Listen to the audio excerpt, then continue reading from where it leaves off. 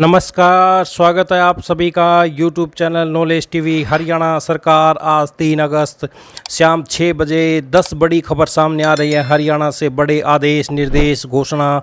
तो क्या है पूरी जानकारी, आइए देखते हैं। हरियाणा की सबसे तेज़, सबसे सटीक जानकारी के लिए यूट्यूब चैनल नॉलेज टीवी को सब्सक्राइब जरूर कर लें।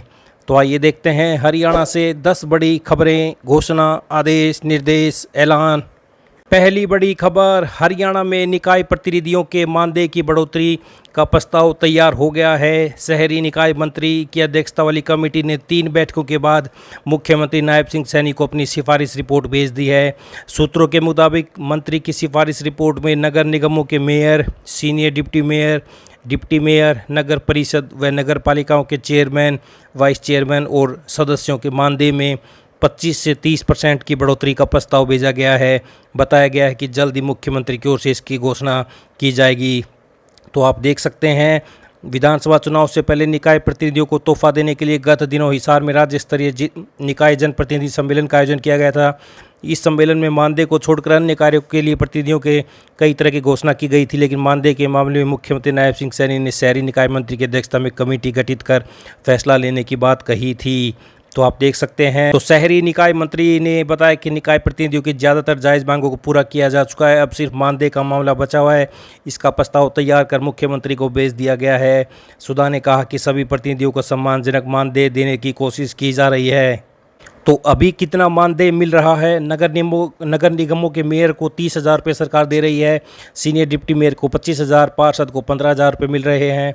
नगर परिषद में चेयरमैन का 18,000, वाइस चेयरमैन का 12,000 मानदेय।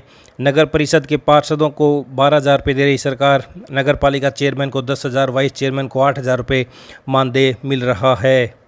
9 महीने पहले ही बढ़ा था मानदेय। हरियाणा में 11 नगर निगम हैं, यहाँ मेयर होते हैं। इसके अलावा 55 के करीब नगर पालिकाएं और 23 नगर परिषद हैं। 9 महीने पहले पूर्व मुख्यमंत्री मनोहर लाल खट्टर ने mayor, deputy mayor, chairman, vice chairman, पार्षदों के मानदेय में बढ़ोतरी की थी। खट्टर सरकार की बढ़ोतरी करने से पहले मेयर को 20,500 रुपये मासिक मानदेय मिलता था, जिसे बढ़ाकर 30,000 कर दिया गया था। सीनियर डिप्टी मेयर का मानदेय 16,500 से बढ़ाकर 25,000, डिप्टी मेयर का 13,000 से बढ़ाकर 20,000 और पार्षदों का मानदेय 10,500 से बढ़ाकर 15,000 रुपये किया था 9 महीने पहले। तो क्या है 2 बड़ी वजह? हरियाणा में भाजपा का कोर वोटर गांव के मुकाबले शहरों में अधिक है। लोकसभा चुनाव में भी भाजपा को शहरों में गांव के मुकाबले ज़्यादा वोट पड़ा था। यही वजह है कि शहरों के इस कोर वोटर को भाजपा मजबूत करना चाहती है। तो वहीं हरियाणा में साल के अंत में विधानसभा चुनाव होने, ऐसे में चुनाव से पहले भाजपा शहरों को निकाय प्रतिनिधियों के जरिए और मजबूत करना चाहती है। इसलिए निकाय प्रतिनिधियों के मानदेय में बढ़ोतरी कर पार्टी को मजबूत करना चाहती है। तो ये देख सकते हैं, हरियाणा में मेयर, चेयरमैन, सदस्यों का मानदेय बढ़ेगा। 25 से 30% बढ़ सकता है मानदेय। आइए दूसरी बड़ी खबर देखते हैं। हरियाणा में मानसून फिर कमज़ोर पड़ गया है। मौसम विशेषज्ञों का कहना है कि 7 अगस्त से प्रदेश में मानसून फिर सक्रिय होगा। इस बार मानसून प्रदेश से रूठा रहा है। तो मौसम विभाग ने आज यानी शनिवार को प्रदेश के कुछ जिलों में बूंदाबांदी की संभावना जताई है। 4 अगस्त से प्रदेश में मानसून की सक्रियता कम हो जाएगी। तो 6 अगस्त तक कोई अलर्ट नहीं। हरियाणा में मानसून के कमज़ोर पड़ने के कारण मौसम विभाग ने 6 अगस्त तक कोई अलर्ट जारी नहीं किया है। चौधरी चरण सिंह हरियाणा कृषि विश्वविद्यालय हिसार के कृषि मौसम विज्ञान विभागाध्यक्ष डॉक्टर मदन खिचड़ ने बताया कि मानसून की अक्षय रेखा उत्तर दिशा की ओर सामान्य स्थिति में रहने के कारण 3 अगस्त को प्रदेश के कई इलाकों में बारिश की संभावना है। 4 से 6 अगस्त के बीच कुछ स्थानों पर हल्की बारिश हो सकती है। तो 6 से 9 अगस्त के बीच बन रहे हैं बारिश के आसार। तो हरियाणा में इस बार जुलाई में 5 सालों में सबसे कम बारिश हुई है। 5 सालों में जुलाई में सबसे कम बारिश। तो ये आप देख सकते हैं, मानसून फिर कमज़ोर पड़ा। 7 अगस्त से एक्टिव होगा। आज कुछ स्थानों पर बूंदाबांदी। तो ये बड़ी खबर। आइए तीसरी बड़ी घोषणा देखते हैं। हिसार उपायुक्त ने बताया कि प्रधानमंत्री फसल बीमा योजना को लेकर कृषि विभाग हरियाणा सरकार द्वारा नोटिफिकेशन जारी कर दिया है, जिसके अंतर्गत आगामी 16 अगस्त तक किसान फसल बीमा करवा सकते हैं। उन्होंने बताया कि जारी किए गए नोटिफिकेशन के तहत हिसार जिले को क्लस्टर 2 में रखा गया है, जिसमें खरीफ 2024 से रबी 2025-26 के लिए HDFC एग्रो बीमा कंपनी का चयन किया गया, जिसमें खरीफ सीजन में धान, कपास, बाजरा, मक्का व मूंग फसल का बीमा किया जाएगा।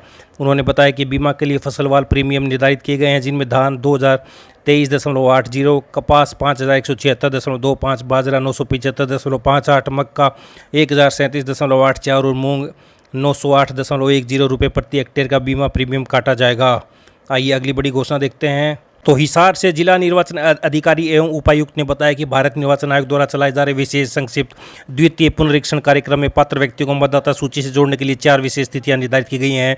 3 अगस्त, 4 अगस्त, 10 अगस्त, 11 अगस्त को जिले में स्थित सभी मतदान केंद्रों पर प्रातः 9 बजे से शाम 5 बजे तक शिविर लगाकर पात्र व्यक्तियों को मतदाता सूची से जोड़ने के लिए बीएलओ द्वारा दावे और आपत्तियां प्राप्त की जाएंगी। जिला निर्वाचन अधिकारी ने कहा कि यदि कोई पात्र व्यक्ति मतदाता सूची में नाम दर्ज करवाने से किसी कारण से वंचित रह गया है तो ऐसे पात्र व्यक्ति निर्धारित तिथियों पर लगाए जाने वाले शिविरों के माध्यम से अपना नाम मतदाता सूची में दर्ज करवा सकते हैं। आइए अगली बड़ी खबर देखते हैं। फसल अवशेष प्रबंधन कृषि यंत्रों पर 50% अनुदान के लिए आवेदन आमंत्रित। पैडी स्ट्रो सप्लाई चेन स्थापना पर भी मिलेगा 65% अनुदान। इच्छुक किसान 4 अगस्त तक कर सकेंगे ऑनलाइन आवेदन। आइए अगली बड़ी घोषणा देखते हैं। हरियाणा के सरकारी अस्पतालों में काम कर रहे राष्ट्रीय स्वास्थ्य मिशन एनएचएम के करीब 16,000 कर्मचारियों के हड़ताल पर चले जाने से मरीजों के इलाज में व्यवधान पड़ गया है। अस्पतालों में टीकाकरण नहीं हो रहा है और गर्भवती महिलाओं को भी दिक्कत आ रही है। कंप्यूटर पर भी कोई कामकाज नहीं किया जा रहा है। बेहद गंभीर मरीजों को सरकारी एम्बुलेंस की सुविधा भी उपलब्ध नहीं है। मरीजों को प्राइवेट चिकित्सा सेवा की तरफ भागना पड़ रहा है। तो राष्ट्रीय स्वास्थ्य मिशन के 16,000 कर्मी अनिश्चितकालीन हड़ताल पर। जिला अस्पतालों में टीकाकरण, जरूरी टेस्ट सेवाओं पर पड़ा असर, कैशलेस इलाज और नियमित करने की मांग कर रहे हैं आंदोलनकारी कर्मचारी।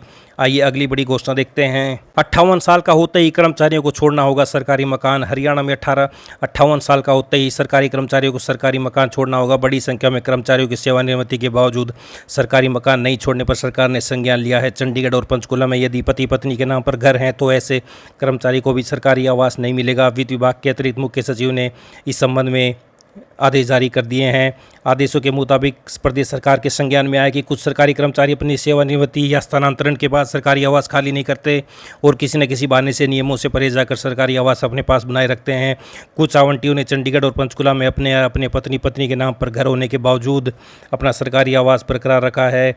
तो कुछ आवंटियों ने 58 वर्ष की आयु के बाद गलत तरीके से जानकारी से सरकारी आवास बरकरार रखते हुए दावा किया कि उनकी सेवानिवृत्ति की आयु 65 वर्ष है।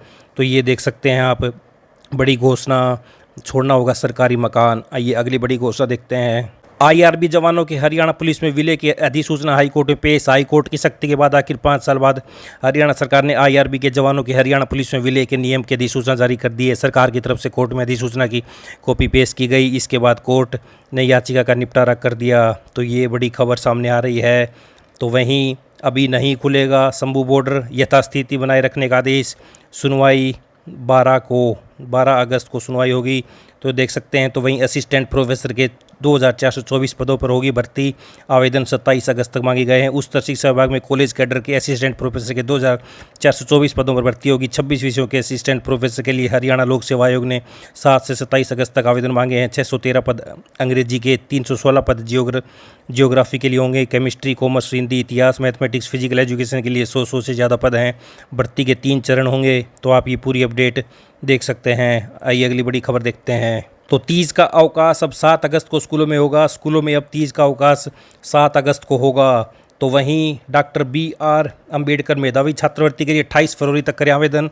डॉक्टर BR अम्बेडकर मेधावी छात्रवृत्ति संशोधित योजना के माध्यम से विद्यार्थियों को वजीफा दिया जा रहा है। इसके लिए 28 फरवरी 2025 तक ऑनलाइन आवेदन कर सकते हैं। यह जानकारी जिला उपायुक्त ने दी। तो ये आप पूरी अपडेट पढ़ सकते हैं। तो आगे ये देखते हैं अगली बड़ी खबर। स्कूलों में चोरी बढ़ रही है। ऐसे में चौकीदार व माली के लिए स्कूलों में कमरे बनाने की योजना है। अगर ऐसा हो जाता है तो वे स्कूल के अंदर ही रहेंगे और स्कूल की रखवाली भी हो सकेगी। वहीं उनके बच्चे भी सरकारी स्कूल के अंदर ही पढ़ेंगे। तो ये बड़ी अपडेट सामने आ रही है हरियाणा से। तो पल पल की जानकारी के लिए चैनल को सब्सक्राइब जरूर कर लें, बेल आइकन जरूर प्रेस करें जिससे हर वीडियो आपके पास पहुँचती रहे। तो इस अपडेट में इतना ही। हरियाणा के सभी जानकारी के लिए चैनल को सब्सक्राइब जरूर कर लें। धन्यवाद।